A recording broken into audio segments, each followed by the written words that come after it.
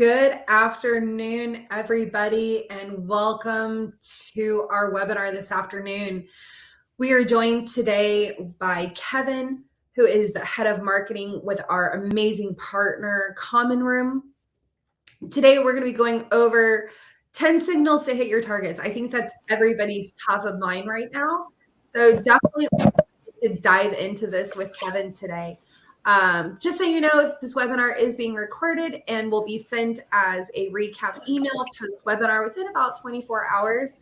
And also Common Room is going to be sharing some additional content sharing today with all of you in our audience and those that have registered. So any questions, make sure you drop those in the Q&A section. And with that, Kevin, I'll leave it to you. Awesome. Thanks, Gina. And thanks everyone for joining here. Super excited to kind of get into some of this this topic here. Like Gina mentioned, I lead the marketing team at Common Room. And you're probably like, oh, marketing team, like what does that have to do with? I guess there's definitely some crossover to selling, but just for some credibility on my end, the SDR team does reporting to marketing. So I've been working a lot with them on signal-based pipe generation, and a lot of the learnings here are coming from working with that team, and then also in close collab with the sales team. And so, yeah, excited to get into it. Talk today is about signal-based selling, and more specifically, the signals that you and all your teams can look to hit revenue targets. So, hopefully there's a lot of value in new signals to look into. So without further ado, let's jump right into some slides. And I just wanted to start out with kind of the why is this important? And I think we all know that there's just not an easy climate out there, especially if you're in a go-to-market role. You're probably facing a lot of serious headwinds, and the common theme I'm hearing a lot is we're expected to do a lot more with less. So that's kind of what today is all about. First, I wanted to dig into a little bit more stats as to you're not alone. There's a reason for all of this pain point around pipe generation and closing revenue. So some stats to share to paint a picture of market conditions. The first just being that there's a lot less funding across the board, and that especially goes for later stage companies with more of the budget in larger teams. For the last 6 quarters, it's been really rough to say the least, from what we expected or from what we've seen in 2+ years ago. And all this less funding means less spend on software, less growth and expansion opportunities. And I know a lot of us in the Rev Genius community are in the business of selling software. So things are getting slightly better, but yeah, it's been a rough few months here. At the same time, there's also been a lot of layoffs, especially in the 2022, late 2023 period. And all of that just means that there's a shrinkage of headcount, which also means there's less seats out there to purchase software and to expand. And also looks like layoffs have been slowing, thankfully, but there's also kind of a freeze on hiring, I've heard in a lot of places. So all this just means that it's just less people for us to sell into and to be in market. And okay, so here's the real proof point. It's just it's harder than ever for reps to hit quota. And that trend has not been going the right way, or not been a great trend over the last few quarters here. So hopefully we're not too depressed yet. I've got some good news. What I'm hoping to share is an anecdote for all these pipe gen and revenue woes. And that anecdote is signals, and specifically the signals, the triggers, the behaviors that we can identify that show intent to purchase, or signal, if you will. The hard part is sometimes identifying those signals, and I'm gonna try and share a bunch of signals you can tap into. I've kind of grouped them into 10 different categories in the coming slides, and I'm also gonna try and go. When I was building this out, I wanted to go beyond the typical tired signals that you've kind of heard from before, or noticed or seen before, funding rounds and job changes. Like I'm trying to go outside of that to kind of give you some new perspective and new things to look into that are a bit more differentiated. And I think we can get a little more creative than the standard stuff that you all know. Okay, and then just a few more things before getting into like those 10 signals is that I wanted to kind of like dive into some of the first principles of why this matters. And one other stat is that I don't know how accurate this is, but like I think on the whole, it's approximately right that 95% of buyers that are in your ICP are likely not in market, meaning that you're only about 5% of your target accounts are in market or looking for a software solution at any given time. And like so what signals do is like that get you to that 5% of people who are in market and what we're going after. And the reason for going after that part of the market is because they tend to turn the pipeline a lot faster, the deals close faster, and then often at like a higher ACV. So the hard part is identifying that 5% who are on the fence or who soon to be on in that 5%. But that's kind of like the whole unlock to getting signals right, and why we're trying to identify these signals that are putting someone, an account or a person or whatever, in market. So I think I like to think of signals as kind of like the bridge or the spotlight. It helps you identify and prioritize buyers who are in market. And I kind of like to think of signals as like a trigger.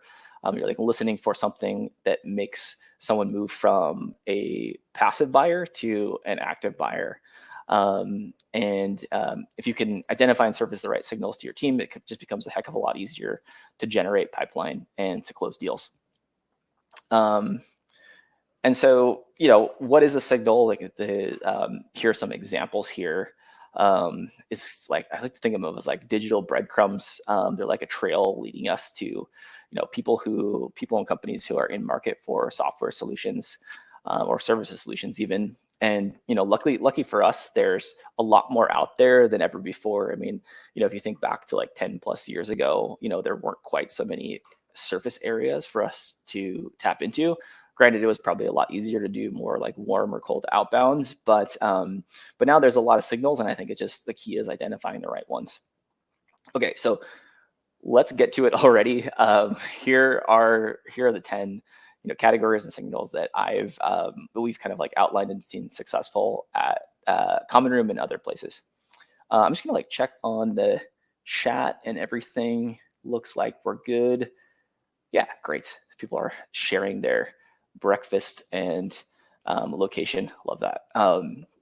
Okay, so signals. First one, product signals. So I'm guessing like a lot of us here probably have some sort of like product-led or product-led to sales motion or a freemium motion. And if that's the case for you, and you don't have visibility into product usage or product analytics, or sometimes go-to-market teams don't have that data, or they have just like a fire hose of data. These can be really, really great signals for putting someone in market and reaching out to someone. And if you don't have this, you should have a very serious discussion with your data team, because like they are probably like the go-to signal to track buyer intent. And that's because they offer some of the best indicators of intent to purchase. So a few things to call out here would be consumption ceilings, which is pretty simple. Just like identify the accounts who are reaching ceilings for a paid plan, reach out to them, and have a discussion around like their consumption, and that they are approaching like a need to pony up some money if they continue on that path. The other part, another product signal that's pretty telling is surges in product activity. This is often a signal that user or that account is experiencing value of your product. That value can be anything from deliver anything to expanded use cases or validating a POC. But usually when you see like surges month over month or even like daily of usage, that's a really good sign.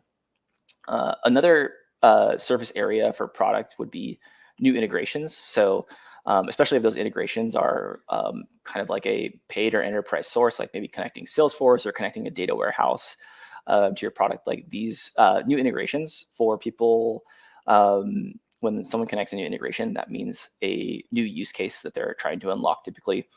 And then the final product signal here, just to hit on, is when new users are invited or added to a workspace. It's another sign that that account is worth looking into as they're adding new users, maybe unlocking the use cases that need some help out with those things. So that is the first of 10. Let's move on.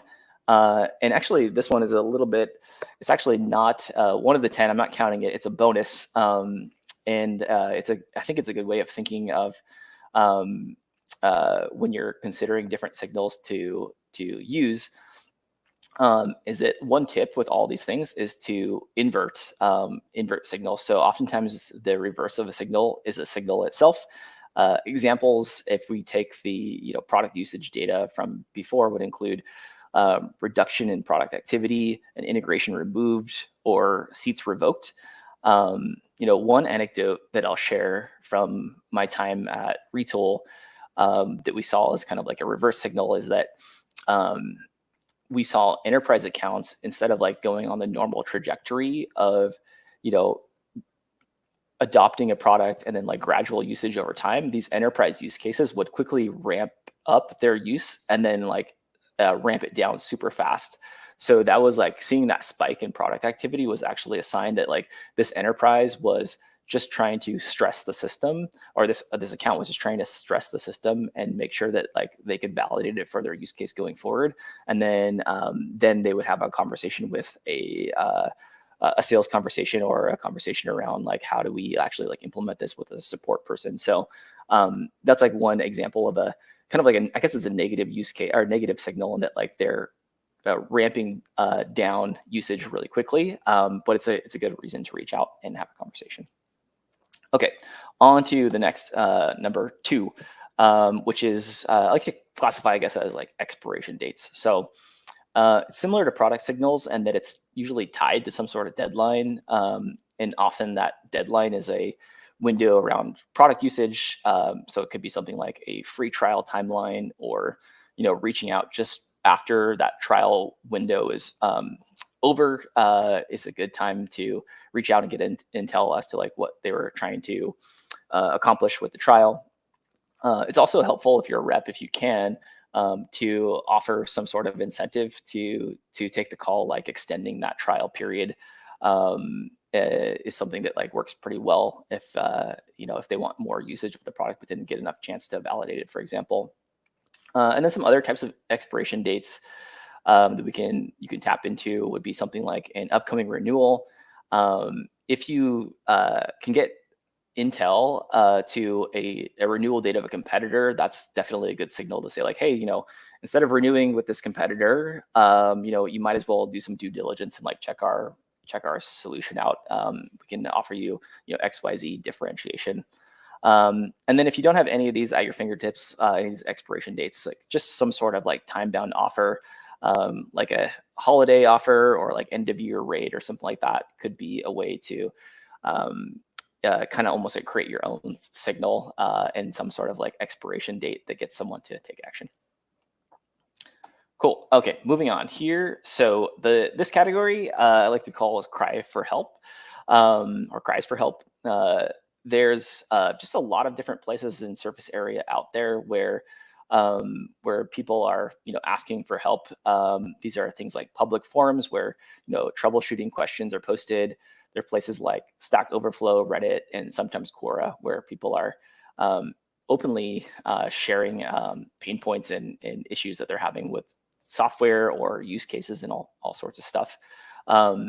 Review sites is another one of these sources, maybe like somewhat of a counterintuitive source, as like many review sites you kind of think of as like, oh, this is a positive review of one of your competitors, but G2 specifically has an area to input gripes. So there's a when someone's leaving a G2 review, they put like there's a section for what do you dislike about a product, and that can be a great signal for you, especially if your product addresses that pain point, and it's a good reason to reach out to the reviewer.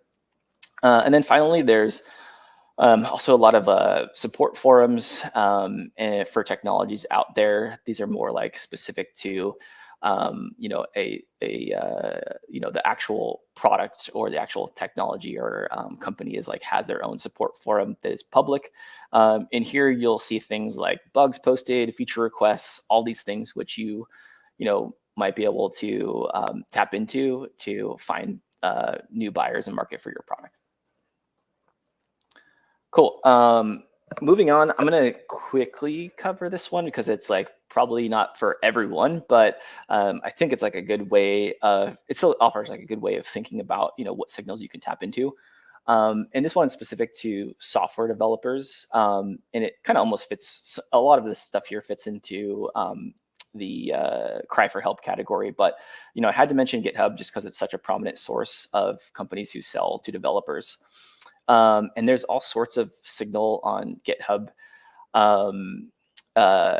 any like on a person or company, and everything from things like people liking an open source software to collaborating around code to bugs reported, and all the signal could be a sign that it's time for the person on the other end to consider a commercial offering or some sort of like professional services, since they're just using like the open source and open source community.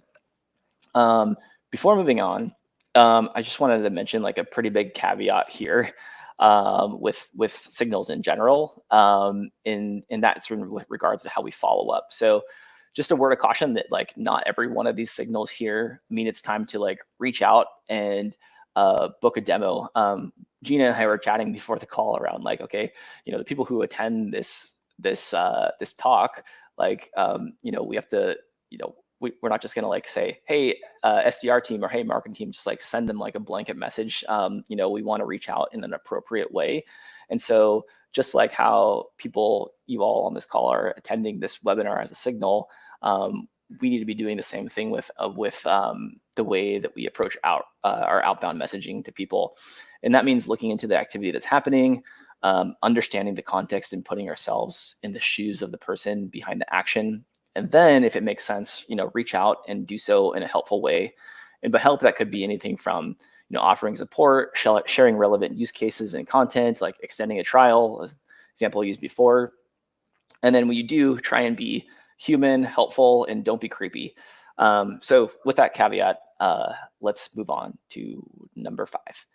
And this one I really like because, it doesn't always come to mind. I feel like it's not super intuitive. And it's a signal when there's a change to legislation or some sort of like platform usage policy. A few examples, GDPR is kind of like a go-to one on the legislation side. And I think that, that looming deadline a few years back resulted in a lot of, pipeline generating conversations and had a lot of security and compliance software that was purchased as a result of GDPR. And that's kind of like almost a whole separate industry in itself now.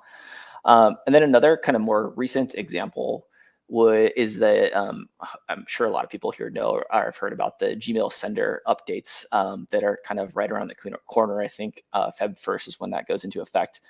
And so that's caused a bit of panic for people who are sending a lot of outbound messages. And that's like maybe a good trigger or for people to consider, going a different route or finding a different technology than like some sort of sequencing tool. So if your product addresses, a policy or some sort of like new legislation, it's almost like a surefire way to reach out and get a conversation started. All right. Halfway through here. So next signal I'll call out is employment activity. I mentioned before, employment activity kind of gets into the obvious. So I crossed off just like the typical org changes. We all know that if a customer or champion moves from one place to another, that's obviously a signal, but it's also a playbook that's been, well documented. So let's, I want to try and focus on some other areas of employment related actions that we can potentially take action on. The first being promotions. So when someone gets promoted, there's a good chance that they want to make an impact, and oftentimes your products can help with help them making an impact. The other kind of like another kind of inverted signal would be layoffs. And as bad as it sounds, technology can oftentimes fill in a gap where people once did. And so if you see a round of layoffs, that might be an opportunity to augment some of the human resources that are missing with your product. And then open roles is another really great signal. It's a sign that there's some sort of gap in resources and that your product or service could, help the person that's to be hired, or even fill in the gap if they're hiring for like many people within a certain role. Okay. Number 7, coming towards the home stretch here. This one I really like, and our team uses it quite a lot, and it's activity coming from VIPs. And so a few examples would be if you spot an economic buyer, which is a group that your VP, director plus level is typically not super active. So oftentimes when you see any kind of pulse or any kind of signal from them, it's worth looking into. This could be activity like just being invited to a workspace. It could be that role or that person following a competitor or influencer, or following your CEO or your brand, or engagement across like any of these other signals that I've talked about. But really, the person behind the signal matters quite a bit, so that's something to definitely consider. And then another example that I've seen work really well is not so much like a VIP, economic buyer type of role, but it's a role from activity from a role in security or IT or procurement. And when you see this happen, it's usually a sign that there's a high consideration for a product. It's also typically a sign of higher contract value, as people who work in these different roles are the type of accounts who prefer MSAs. They prefer annual contracts. They want to make sure they have all of their checks and balances and things, compliance things like buttoned up. So that typically means higher contract value. And the point behind both of these examples here is that the person taking the action, it really makes a difference. So action from an intern is probably a lot different intent than actions from an executive. And by the way, like depending on the person or depending on your use case, like an intern might actually be a better signal than an exec in some cases. Can't think of a great example off the top of my head, but I've seen it. I feel like I've seen it happen before. Anyway, moving on to just a few more here. So we have tech stack activity coming in at number 8. A few things to call out here in terms of like the what you see from a person's text out or an account's text out is starting with just like complementary technologies. So if your product plus another product are better together, if you have a good partnership story, and you identify someone who just started using that integration partner of yours, it's often a good time to, or one approach could be to follow up or send someone an outbound message to say like, hey, like this product plus ours, like you can do this use case, and that's a good signal to start a conversation. The other one that are a little bit less intuitive than that are, advertising tracking being added to a website. That's typically a good signal that go-to-market is going to ramp spend, or like a new marketer just joined or something like that. And then in a similar fashion, analytics tracking being added to a website or adjusted, like someone maybe moves Google Analytics off and adds like a mixed panel or a segment or something like that. This is kind of a sign that their team is looking for insights on website data, and that could be something that your product or service helps out with. And then finally, again, remember to invert. For removal of any of this tech stack can also be a good sign too that what was in place is no longer working, or they're trying something new. All right, let's go on to number 9, which is company milestones. So again, I crossed out the obvious, being a fundraising event. Everyone reaches out about this because it does mean investment, but it's really incredibly hard to stand out. So if you do follow up based on a fundraising event or reach out based on a fundraising event, be sure to add value, surprise, make your product differentiated if you do reach out about funding. But the less obvious milestones could be things like a new product launch. It's kind of harder to keep tabs on a product launch, but it's a sign that analytics are probably needed to understand how that product is working. More resources on the go-to-market side are needed to support the product launch. It's a good could be a good signal. Another one is acquisitions. So acquiring a new company or a new team is maybe not so common nowadays, but it does require a lot of integration work and a lot of changes, and that is certainly a strong signal. And then finally, new leadership. That could be a board member joining or a person in a C-level role. And those are all signs that some change is needed, or that there's a new initiative within a company. Cool. And the last signal that I have to mention is just like good old website activity. And we're not talking about just like pricing pages here, pricing page visits here. I feel like that is a very common use case. But beyond that, one thing we've seen with pricing pages, like if you can go beyond just a visit and go to like the actual time spent or event analytics tracking on that page, like messing with a pricing calculator or toggling between two different pricing plans, that signal is like 10x more high intent than some sort of just a pure pricing page visit. So certain things like that are really important to track if you can, and like kind of surface up what's a lot more pressing than more like softer signals, I guess.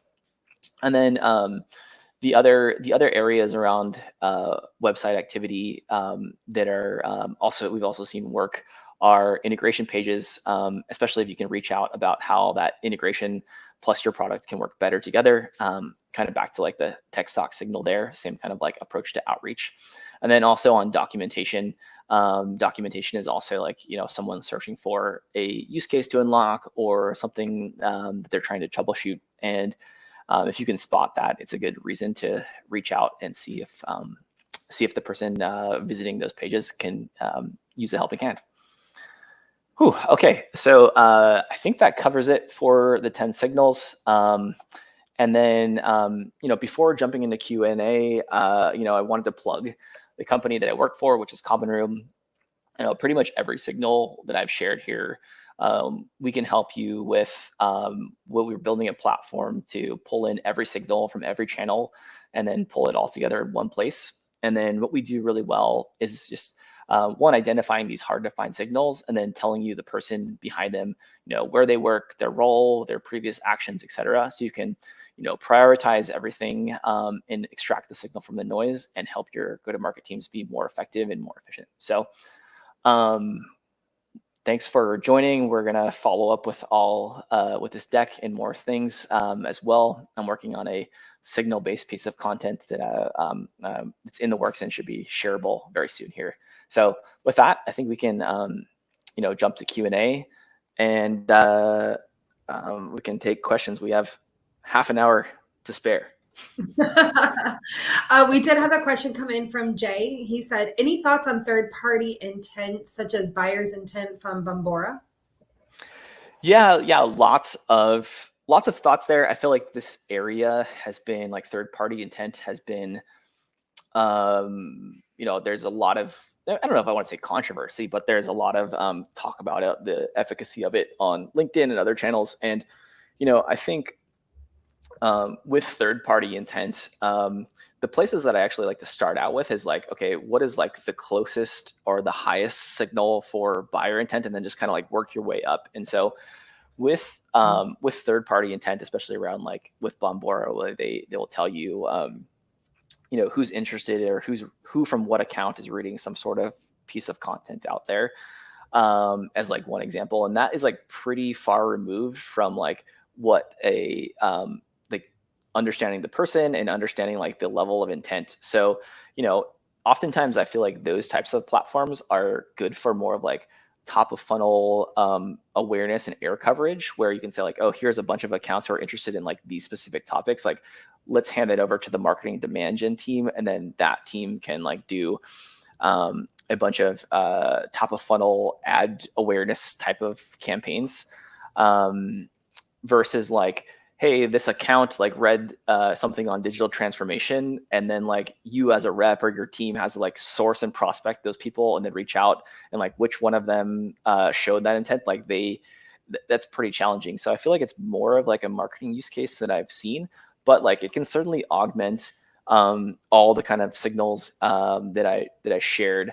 If you can like combine like, oh, this account is showing like these types of signals in like third party like Bombora type intent, and they're following a competitor, and someone just signed up for your product, like that is like even more signal to add to that, like surface up like the best type of prospects and accounts to go after.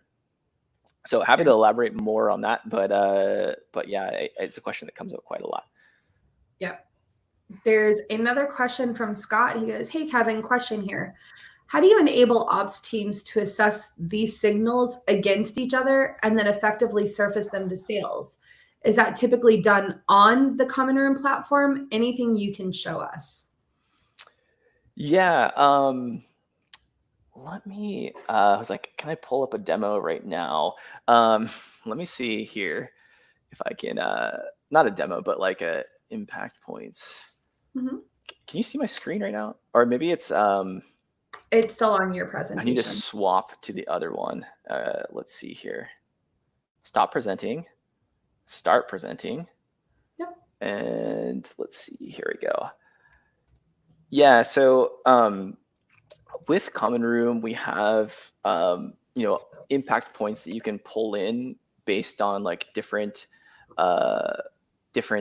sources. And so like these are all essentially like a lead score that would aggregate on a user or account level. And so this is a way of saying like, okay, we're going to pull all this data into Common Room, and then we're going to like score based on like anyone who reaches above 100 points. It's almost like lead scoring. Then like, let's pass that over to HubSpot or pass it over to Salesforce as a way like for a marketing ops person to say like, okay, this intent or this play, someone who's an economic buyer who followed a competitor, for example, like is a segment or a cohort that we're going to like send over into HubSpot. So I don't or send over to like a marketing automation platform. So typically like we find marketing ops people are the controllers, are the architects of like how to get these signals into some place, whether that's a data warehouse or pulling data out of a data warehouse. I think that like the one thing I wanted to come across in the talk is just like, think about all these things in all this surface area and like focus on the ones that you think are the most likely to convert someone. And then, you don't have to use Common Room, but like, of course, like I hope you use Common Room. It's like one place to aggregate everything together. But like, if you just get it into a spreadsheet or a data warehouse or something like that, and then, start there. And then as you like add more and more signals over time, then maybe like technology is where you can kind of like come in and make things a lot more streamlined and easier. So, but it typically falls on the marketing ops or revenue ops kind of purview, because like they're the purveyors of like moving data from one place to another and like surfacing different things to go to market teams. Yeah, absolutely. We had a question from Jonathan. Can you explain how this is different than what some of the Zoom Info product offers, i.e. pros and cons? Yeah. I mean, we with Apollo and Zoom Info and 6 Sense, we work with all of those and those providers. Like they are typically like, here's a target account, or here's like an account that we want to sell into, and like here's the prospects, or here's the people that you'd want to pull in.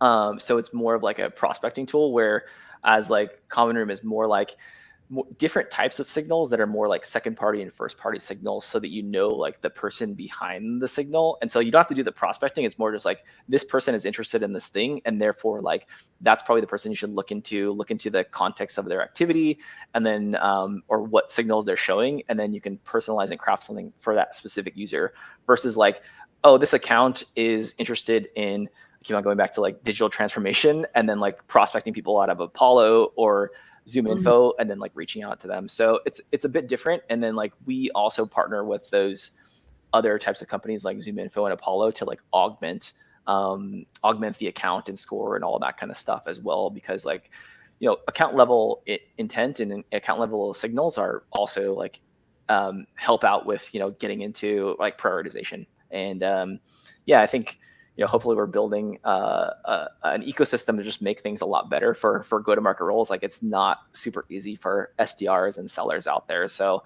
we're kind of like playing in the same ecosystem as those other ones you mentioned. Yeah. Scott said, thanks, Kevin. I led an initiative like this at Slack. So maybe reach out and learn more if you have some time. And Jonathan said, interesting that you Nice. Thanks. So Yeah, for sure.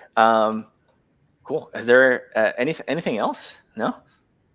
Not at the moment, guys. If you do have any questions, please feel free to post them in the chat or in the Q&A section. We'll get I saw a similar one around demand-based, same kind of thing. Saw Demand-based, Sixth Sense, kind of view them as similar types of use cases. Yeah. Cool. All right. Easy enough. Yeah. So Scott says, what are the most underappreciated signals in your opinion? Great question, Scott. Yeah, that is a good question. I like the counterintuitive ones. Like, I mean, the product signals of like of stripping out a technology, or like seeing like a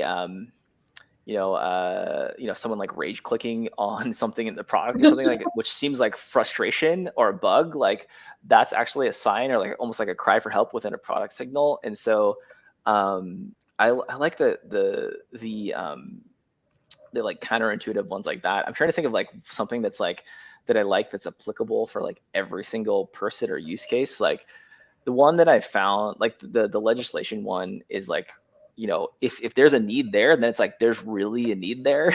And so like that, like those types of signals that are like super close to the problem are like the best ones that you want to look for. But like, I realize that there's not, like, it doesn't apply to every single market and every single use case. So I think it's really more about like,